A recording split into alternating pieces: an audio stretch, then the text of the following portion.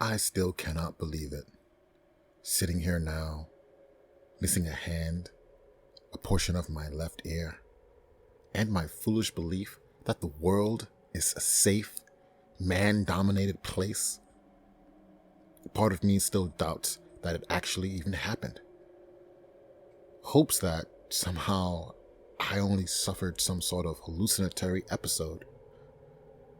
And the absence of the aforementioned parts can be attributed to a tragic fall or other such mundane accident. It is a pathetic cope, I know. While leaving my friend's house, after having spent the night there watching movies and eating tacos, I found myself diverging from my usual street-lining path to investigate a sound I heard from somewhere amidst a nearby field. It was around 10 a.m., and there hadn't been any rain or stormy weather the night before. There were plenty of cars going back and forth along the road at the time. I mention all this because I felt perfectly safe in going to check out that sound, which I'd heard only once, but which was so strange in its nature that I felt weirdly compelled to investigate it. It had been a sort of whizzing sound, or a long sustained fizzle, like a flame slowly along the length of a firecracker's wick, only much, much louder and suggestive, less of fire, more of something else. That's as best as I can describe it. As I've said, I only heard it once. The field itself was immense, largely flat, and despite the prominence of the sun at the time of day, rather dreary. Having never paid much attention to it before, I can't say whether or not this was a usual condition of this area, or if the circumstances, the lurking horror, contributed or even entirely manifested that bleak atmosphere. Despite the warmth provided by the bountiful sun, a bold protest to the encroaching fall coolness, I found myself nonetheless considerably chilled upon transitioning from the roadside to the grass, as if I'd passed some climate threshold. The grass was damp, despite there having been no rain in the area for days, sickly green or in some places depressingly brown.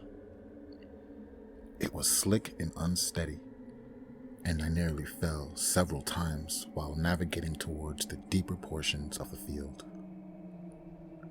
I don't know if the field is owned by any private individual or family, or if it belongs to the city in some capacity, but I do know that I'd never seen anyone tilling or even playing in it.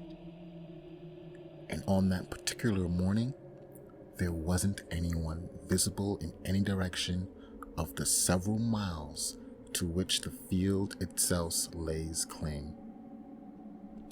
Even though the sun was high above my head and the murmur of nearby traffic could be heard, I was oddly, powerfully spooked.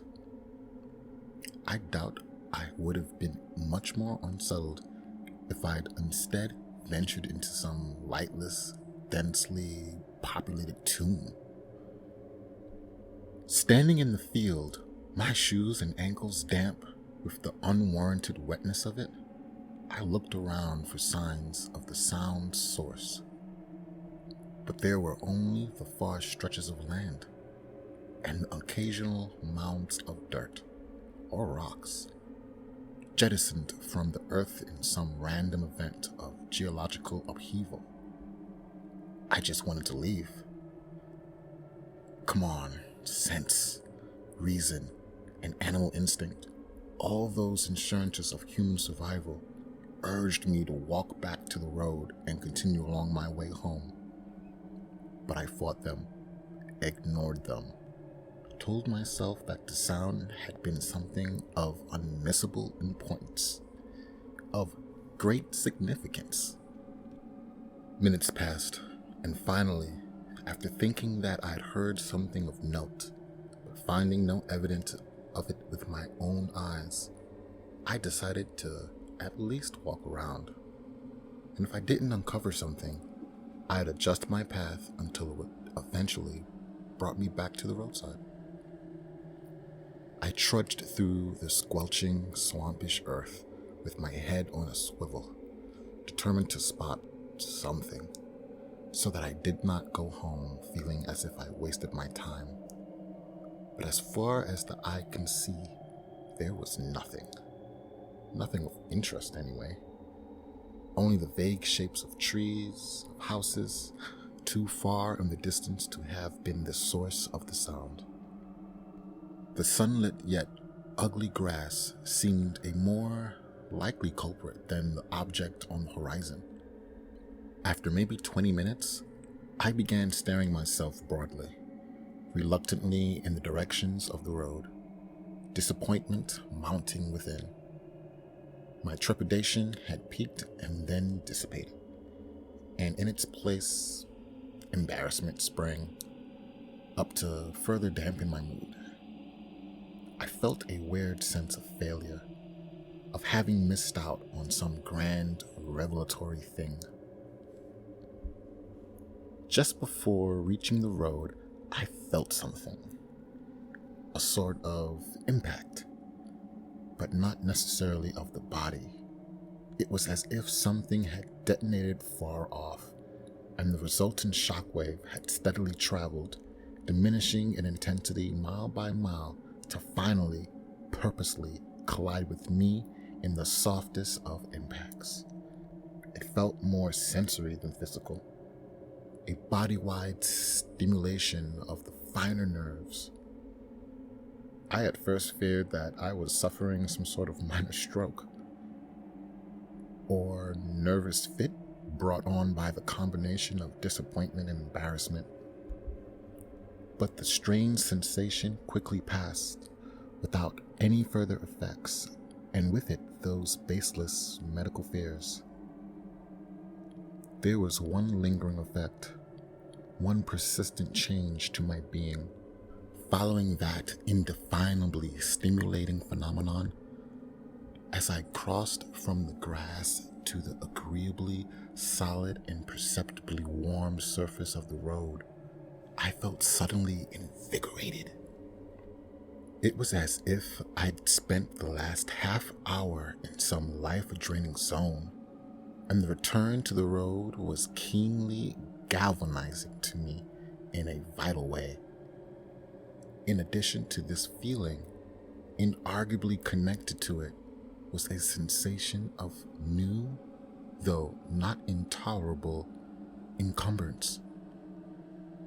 As if upon taking that first step, I had added to my being the essence of another, brought along from the dismal field.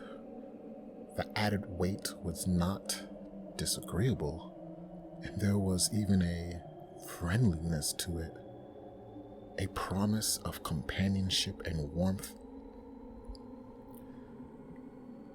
These feelings, the revitalization, the weight, the warmth, continued and even intensified as I made my way towards my home. By the time I reached the entrance to my neighborhood, I was feeling incredible, immensely happy, physically virile, overwhelmed by a life-affirming mood. While walking down my street, I saw a deer, which is not uncommon for the nature abiding. What was uncommon about the sighting was that it resulted in an encounter. The deer approached me as if drawn to me, or my unusually heightened spirit of vitality. The deer cantered up from the low-lying area of woodland that borders my neighborhood. Its eyes fixed excitingly upon me. I was not afraid, the spirit within me preventing me any such feeling. But I was somewhat startled, as anyone would be at the sight of such an ordinarily skittish creature now determinedly approaching them. I stopped, my house only half a mile away, and waited for the creature. In this effortless gesture of its animal grace, it leapt over the guardrail of the street, the only border between civilization and this pocket of nature, and landed right in front of me. I'll admit that in my awe, I half expected it to speak, but was no less surprised when it bowed its head before me. This sentient display of reverence relaxed me, and I reached out a hand to pet the animal's head. The moment my fingers touched his head, or rather its ear, my entire body went rigid and entered into a seizure-like state, as if an electric current was passing through it. The deer suddenly afflicted with a similar condition, and together, for several seconds, we suffered in this strange, deeply alarming state. Eventually, I felt the sensation ebb, and with its decline, I also felt the steady lessening of that preternatural vitality. Finally, I fell back onto the sidewalk, more than a little dazed and feeling extremely weak, more so than I'd been in the field. The deer, however, seemed to have inherited my vitality. It shook off the effects of the electrocution, or whatever that was, and stood firmly, formidably, on its four legs. And then, as the vital power within it mounted further, it rose to stand on its two hind legs, in a bipedal fashion that seemed very comfortable for it. Unsettlingly so, that is. It now stood with a posture that was unmistakably human. There is now an intelligence in this deer's eyes, where before there'd been only the dim-witted excitement of something led along by a power higher than itself. The deer, and whatever now existed within it, looked upon me as a king might a servant, or an executioner a condemned prisoner. I was suddenly overcome by a paralyzing, insuppressible fear, a paroxysm of the sheerest terror. The deer puffed its chest out, snorted, and then turned its head to look around the neighborhood. I kept my gaze on its increasingly human figure, fearing that if I looked away, I'd betray myself by glancing at my home. After a moment or two of speechless surveying, the deer returned its gaze to me, and I felt my heart rate increase dangerously at the sight of the unutterable malice in its eyes. It opened its mouth, exhaling a steam that I knew was not altogether the result of the deer's normal respiration, and then said, "You heard the final cry of my waning spirit from the kenotic depths beneath the field. You freed me from my thrice-cursed burial, and for that I will let you live.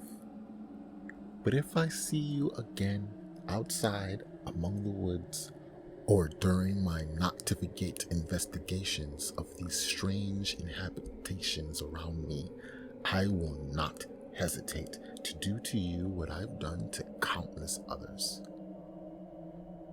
What I did to the grandfathers and ancestors of those who burned and buried me in that loathsome field all those centuries ago.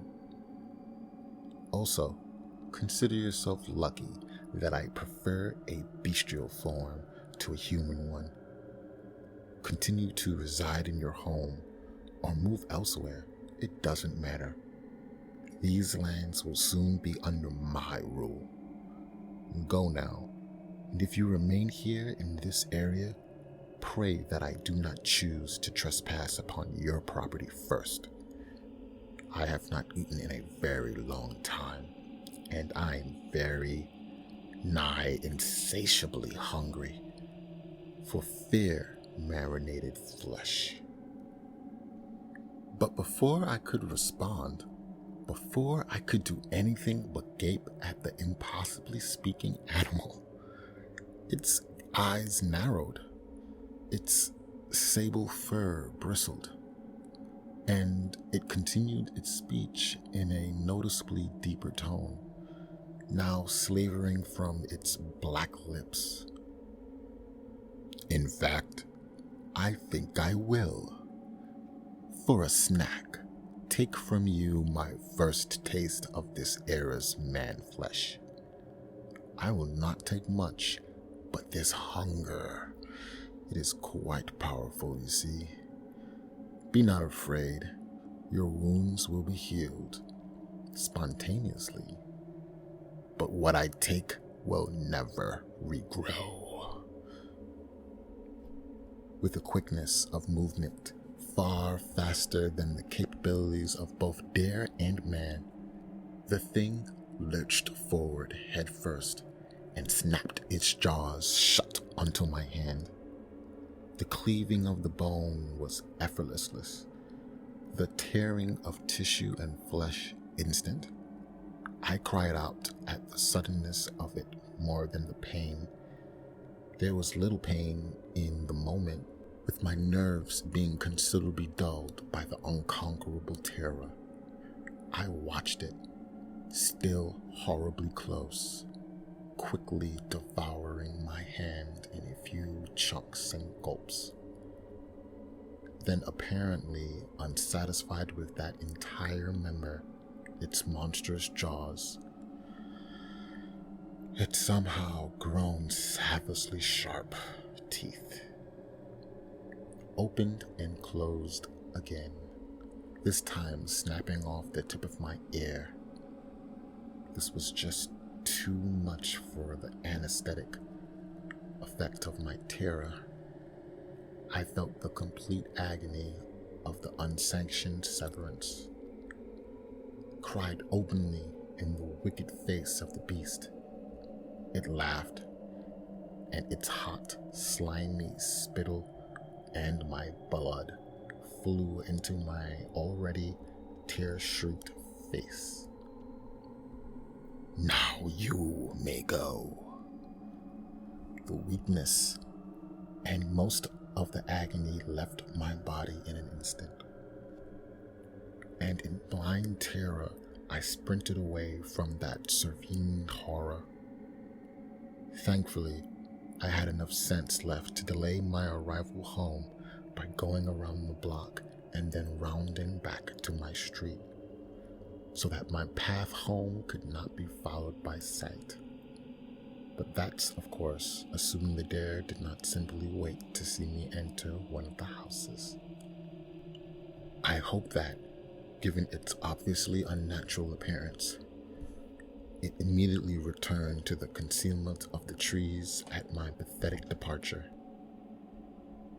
I can only pray that, while I recover from the shock of that brief yet utterly nightmarish moment, it sates its indomitable appetite with the flesh of someone nearer to that stretch of the woods. I have a lot of things to pack, and a moving truck to rent. Having only a single hand, it will take quite a while to get things ready. Remember to like and subscribe for more horror stories. Also, comment below or email us if you have a horror story you would like read here on Twilight Horror Stories.